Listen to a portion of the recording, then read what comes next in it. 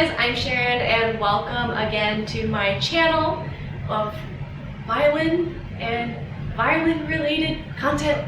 This video is part of a series called Violinmas. Instead of Vlogmas, I'm going to be posting violin technique videos for the 7 days leading up to Christmas. And today's video is about everyone's most favorite topic, I'm sure. So intonation is something that you can always improve on. No one's intonation is going to be perfect 100% of the time unless you're Hilary Hahn. I'm here to tell you that you do not need perfect pitch in order to play in tune. All you need is a trained ear. So I myself, I don't have perfect pitch. I don't even have relative pitch, but I can still play generally in tune. The first tip that I have, which is probably something really obvious, is to just use a tuner. So back in my day, we had to buy tuners, but now tuners are available on smartphones. So I use this app called InStuner. It's a chromatic tuner and it's free. You can play any note and it will tell you whether that note is too high or too low. So using this tuner, it does the work for you. But you know you don't always want to use a tuner for the rest of your life, which is why it's so important to actually train your ear to be able to hear whether something is in tune or not. So this first tip is specifically meant to improve the intonation of your third fingers in first position. So what I mean by that is the third finger of every string has a lower octave counterpart, which is the lower string, which is the string before it. So for example, if I play this G on the D string, the octave counterpart is going to be this open G string. And I'm going to assume that my open strings are in tune, so I can't move the open strings. So I know those are in tune. The only thing left is to move my third finger. That's the changing variable here. So I'm going to play the G string, and then I'm going to play the upper G on top of it. And then I'm going to play them together. Okay, so that doesn't quite sound right. It sounds like something's wrong, and in order to find out what's wrong, like I said before, you know the G string is in tune because it's open string. You can't change that. So the only thing you can change is the third finger. So then you can move your third finger up and down and just try to find what is that sweet spot where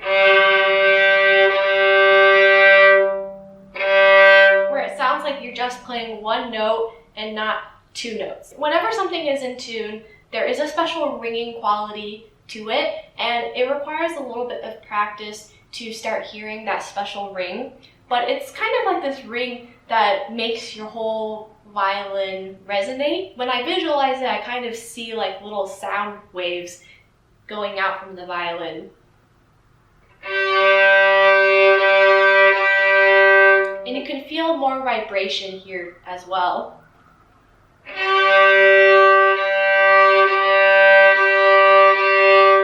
So there's something that's a little bit magical about it. Now here's another tip for tuning other notes.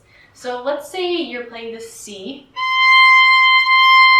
and you want to check to see if that C is in tune. One thing you can do is pull out your tuner, but another thing you can do without using the tuner is to find the lower octave counterpart that you are confident in the intonation of. So for this C, the lower octave counterpart would be the low 2 second finger on the A string. And so I assume that if you are in a position that's not first position, for example, second, third, fourth, fifth, whatever, that you're pretty comfortable with your first position intonation already.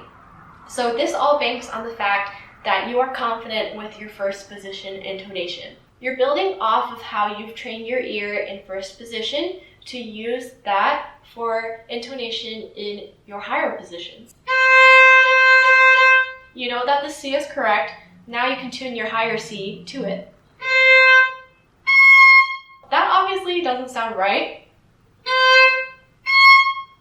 That does not sound like the same note. So let's adjust it now. Okay, that's not right either. It definitely sounds like I'm playing two completely different notes. So let me see what else I can do.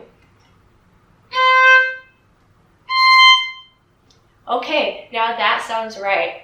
Those two sound like the same note now, but in different octaves, as they should. Now my next tip is that whatever you're playing, you should be able to sing it first in your head. So I am a terrible, awful singer, but you can bet I'm always thinking a couple measures ahead, and I'm at least singing like 2 notes ahead in my head. 2 notes ahead in my head.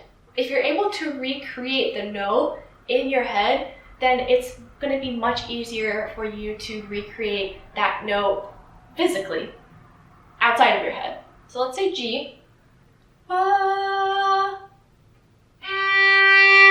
And then I can hit it perfectly like that because I already know what I'm looking for. I already know what I'm aiming for. I just have to physically reach it. You can practice this by humming that note and then playing it on the violin together with your singing, and then you can adjust your finger. So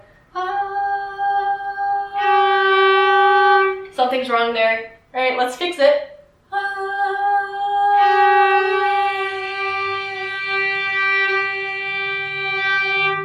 There we go. Now that sounds right. 2 more tips. One is to play my sheet music. So I think a lot of the viewers of this video are going to be K-pop fans, meaning that you listen to K-pop music on the reg. So with the sheet music on my website, SHARLEEmusic.com, I usually try to make the sheet music as similar to the original music as possible. So if you're following my sheet music, since you know the song, you'll be able to sing it in your head while you're playing it. So if you're trying to learn a piece and you're having difficulties with it, really just listen to that piece a lot. You can find people on Spotify, on YouTube. It's really very valuable to listen and watch other people.